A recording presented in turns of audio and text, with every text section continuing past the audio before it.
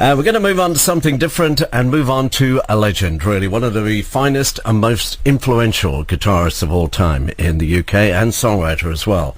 His name is Jimmy Page. He began as a session musician, was very much in demand. He then went on to form and lead Led Zeppelin, who became one of the world's biggest bands in the 1970s. And he's been back through all the original tapes of Led Zeppelin recordings to begin a remastering process. First, we get the first 3 Led Zeppelin albums, and it's the beginning of a campaign that will see all 9 of the group's albums reissued with era-appropriate bonus tracks. When he came by our studios recently, we had the opportunity to talk about the reissues, play some of those tracks which have never previously been released or heard. And we began, though, with talking about the 60s, which ended for Jimmy with a massive American tour off the back of Led Zeppelin 2. So before work began on the follow-up, some time off was booked in. And I began our conversation by asking him if he managed to relax at all in 1970. Yeah. I tell you what, if you looked at Led Zeppelin's schedule of what we were doing each side of this so-called time off, it wasn't very long. The other guys had families too, you know, they had children, and my goodness, we'd worked so hard during 1969. Just looking at the itinerary of the year, it would make one tired to look at it. And you know what, that wasn't even the full picture. There was so much extra that was done. So we really, really deserved a bit of a break in every respect, and we'd sort of cracked America in, I'd say, sort of one tour. The first tour that we went over there, with everything that it just spread like wildfire across the States. But then it was a question of just going around, and you know, there were so many people coming to see us right across the whole continent of the States. We'd recorded on the road over there in the States. We'd come back and done a bit more Thank You and Living Loving Maid over here, and then gone back and recorded, and it was mixed. And now the point is, the album's out. We've done touring around it, and we've got a break. Tell us a bit about that cottage in Wales. Yeah, I want to get to that. Robert had said, there's this cottage I used to go to, I believe when he was younger. His parents had gone there in Wales, and do you fancy coming down there? He was going to take his family, his wife and his daughter, and I had a sort of current lady at the time, and I said, yeah, you know, that sounds a good idea. He took his acoustic guitar, and I took my acoustic guitar, because that's exactly what I would be doing if I came back off of a tour or whatever, or all the way through. I'd be playing on the guitar, and it wouldn't be long before I'd be coming up with something, you know.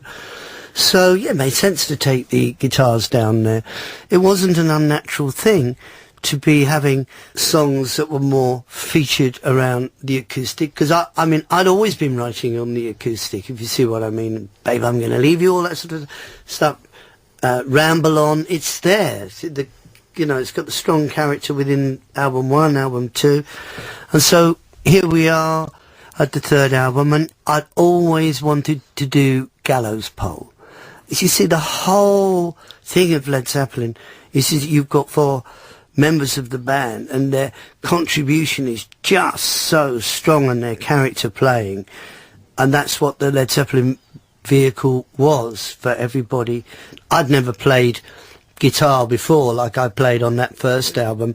John Bonham never had the opportunity to play like that on anything, and so on and so forth. But the essence of it is how these sort of master musicians came together and played as a band that was unparalleled. And yeah, the version of Gallows Pole is really great. You know, it's a stripped down version, doesn't have any mandolin, doesn't have any banjo, no electric guitars.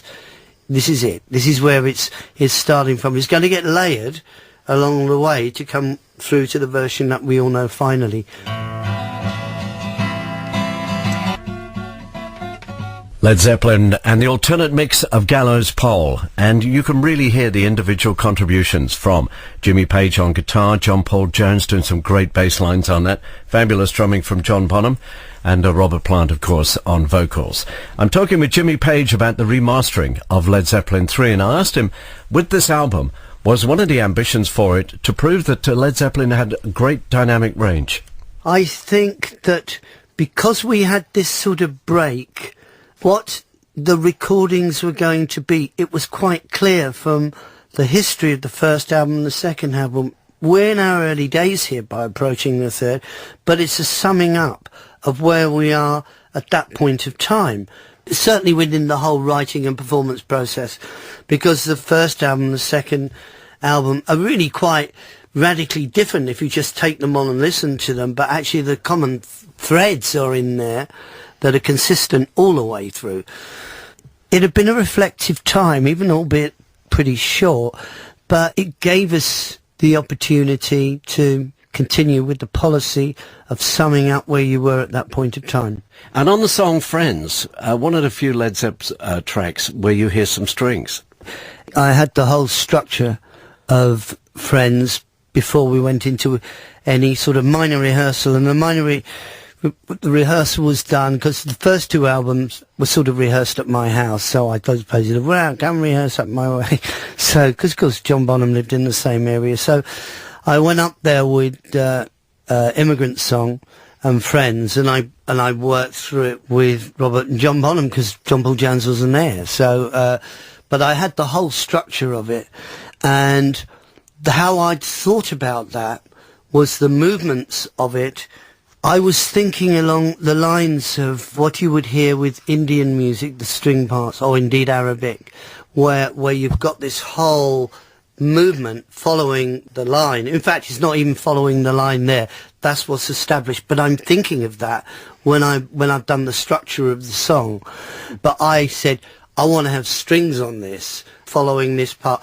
In fact, I'd like to have had a huge, really deep string section with it as well. Did the others instantly agree with that, or is there some opposition to the idea? No. No one disagree with it, because it wasn't too beyond the realms of imagination that it was the right way to go. But John, I said, follow these lines, and that's what you had to do. There's nothing you want anything else. It just needed to follow the lines of what the guitar's doing.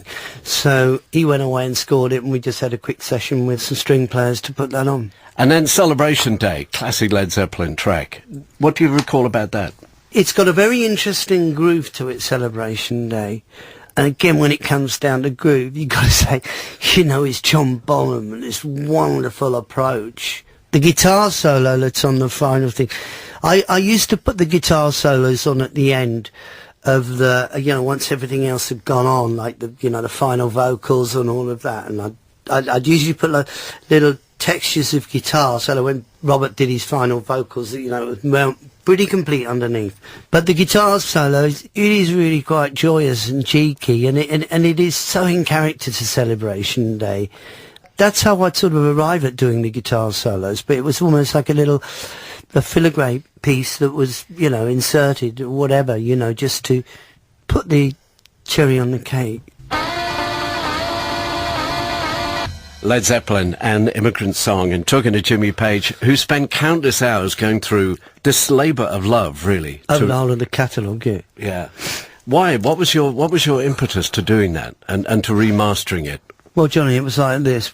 Really, with a sort of analysis of how the music was being heard in this current day and age, it made serious sense to go back to the analogue tapes. 20 years ago, we were remastered for the newly blossoming, well, it wasn't quite blossoming, it was already established CD market, but it was for that whole aspect of CDs. Well, the whole area whereby people are listening to digital music it's changed. I mean, it feels like you almost need to reassess every 10 years to see how things are being listened to and see whether you need to make adjustments.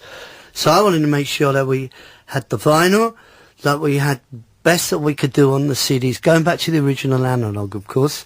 But, the good thing about all of this is that we're here and we're talking about the releases of the first three, and you've got all the rest to come, and there's real surprises right across the whole of it. Is it a reflection at all on the music being produced today that there's so much interest in Led Zeppelin way back in the 70s? I think with Led Zeppelin, it's music that, okay, you can hear it. If you listen to it, you're more than likely going to get it. You're going to get what it's about. And these fantastic musicians that are at the top of their game, they come together and they play as a band, which is just sort of exploding with talent and performance.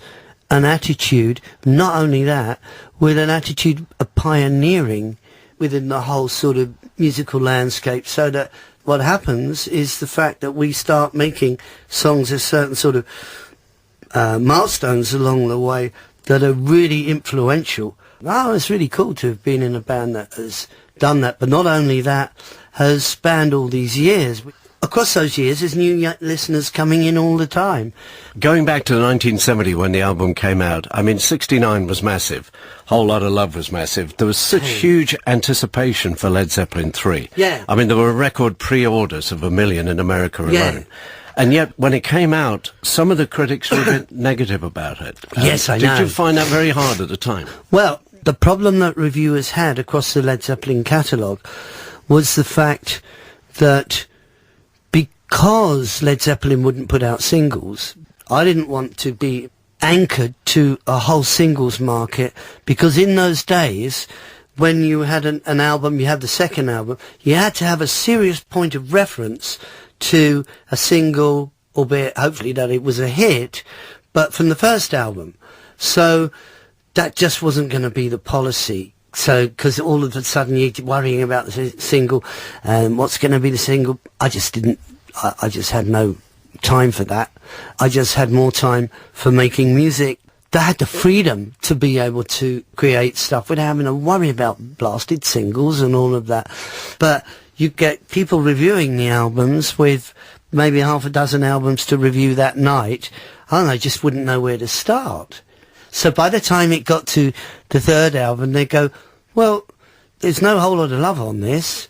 You know, they seem to be quite upset, as opposed to listening to well, we got Immigrant Song, that's pretty happening, isn't it? Why didn't you listen to that properly and understand what the lyrics are about? And how come Since I've Been Loving You hasn't sort of touched some sort of nerve or emotion in you? Well, okay, it doesn't matter, because what's happening is that in those days we just had to make albums and play live. There wasn't a whole lot of press or whatever to do relative to that.